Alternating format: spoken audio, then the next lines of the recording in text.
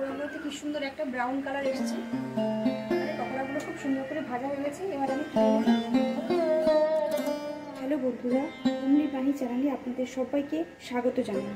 আজকে চলে এসেছি একটি নতুন রেসিপি নিয়ে, সেটি হচ্ছে কুলেখাড়া শাকের পকোড়া। কুলেখাড়া শাকের পকোড়া বানানোর জন্য আমরা এখানে 1 আঁটি কুলেখাড়া শাক নিয়ে নিয়েছি। আমরা প্রথমে এই শাকের একেবারে ডগার দিকটায় নরম নরম পাতা দেখে বেছে নেব ভালো করে।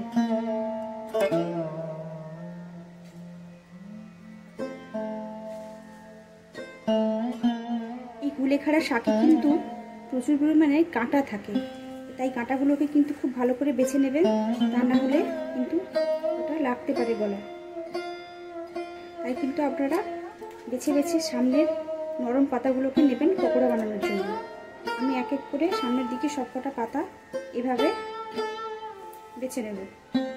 যাদের রক্তাল্পতার সমস্যা রয়েছে তাদের ক্ষেত্রে কিন্তু এই পাতা ভীষণই উপকারী, আর মেয়েদের জন্য তো খুবই ভালো। এই পাতা সবার জন্য এটি খুবই উপকারী। দেখুন বন্ধুরা, আমি কিন্তু আমার প্রয়োজন মতো পাতাগুলো এটুকু পাতা আমি বেছে নিচ্ছি।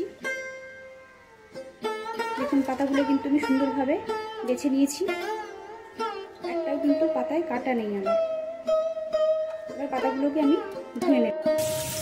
প্রত্যেকটা পাতা কিন্তু ভালোভাবে এভাবে ধুয়ে নিতে হবে, কারণ অনেক সময় পাতাতে বিভিন্ন পোকামাকড় থাকে বা বালি থাকে। এভাবে ভালোভাবে কলের তলায় রেখে ধুয়ে নেবেন, তাহলে কিন্তু পোকা বা বালিগুলো সব দূর হয়ে যাবে। ভালো করে ধুয়ে নিয়েছি আমি পাতাগুলোকে।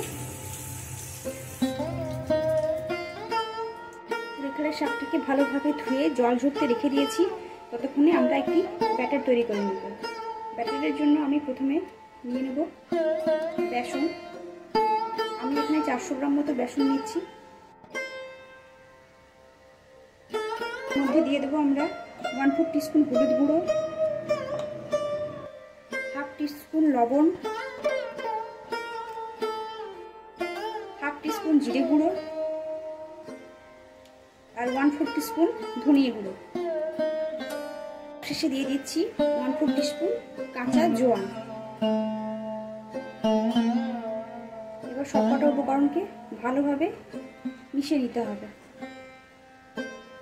সবকটা উপকরণ ভালোভাবে মেশানো হয়ে গেছে বেসনের সাথে।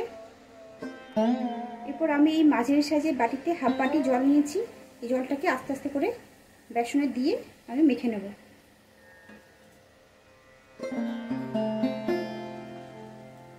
একদম রেডি হয়ে গেছে। সবশেষে আমরা এর মধ্যে অ্যাড করব 1/4 টিস্পুন লঙ্কার গুঁড়ো দিয়ে এটাকে আরেকবার ভালোভাবে মিশিয়ে নেব। এই দেখুন ব্যাটারের কনসিস্টেন্সিটা দেখতে পাচ্ছেন, এরকম একটা ব্যাটার তৈরি হয়। আমি কড়াই বসিয়ে দিয়েছি, কড়াই গরম হয়ে গেছে। কড়াইয়ের মধ্যে আমি দিয়ে দেবো 250 ml মতো সাদা তেল। গ্যাসের ফ্লেমটা মিডিয়ামে রেখেছি, না হলে হাই ফ্লেমে রাখলে ওগুলো পুড়ে যেতে পারে, কিন্তু ভেতরে কাঁচা থেকে দিতে পারে। এরপর আমি 2-3টে করে পাতা ব্যাটারের মধ্যে ডুবিয়ে কড়াইতে দিয়ে দেবো, গরম তেলে দিয়ে দেবো।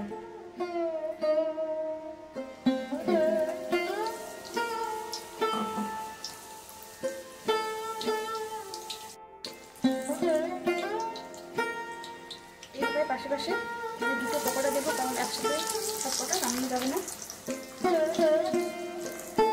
পকোড়াগুলোকে আমরা এপিট ওপিট করে কিন্তু উল্টে নেব। ভালো করে দেখবো ভাজা হয়েছে কি।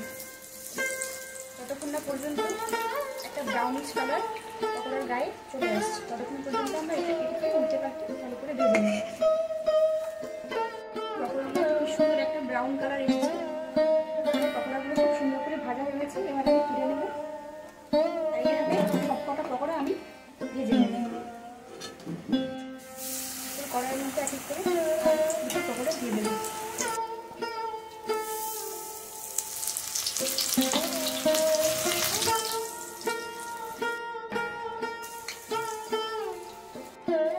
গরম গরম এই পকোড়ার সাথে ভিতরে চায়ের আড্ডাটা কিন্তু একেবারে পুরো জমে যায়। তাও আবার এরকম ধরনের পকোড়া থাকে। বন্ধুরা, একদম তৈরি হয়ে গেছে গরম গরম কুলেখাড়া শাকের পকোড়া। আপনারা এই রেসিপিটা একবার ট্রাই করে দেখবেন। আর রেসিপিটা যদি ভালো লেগে থাকে তাহলে কমেন্ট বক্সে এসে অবশ্যই কমেন্ট করে যাবেন। আজকের মতো এই পর্যন্তই। দেখা হচ্ছে আপনাদের সাথে পরবর্তীতে নতুন রেসিপি নিয়ে।